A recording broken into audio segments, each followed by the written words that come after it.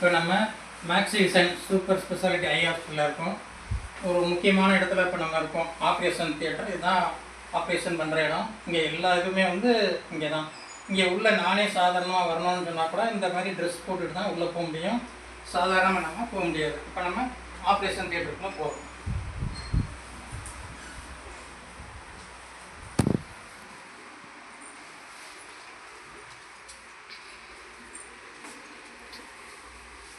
இப்போ இது பார்த்தீங்கன்னா இதுதான் மெயின் ஆப்ரேஷன் தியேட்டர் பண்ணுற இடம்.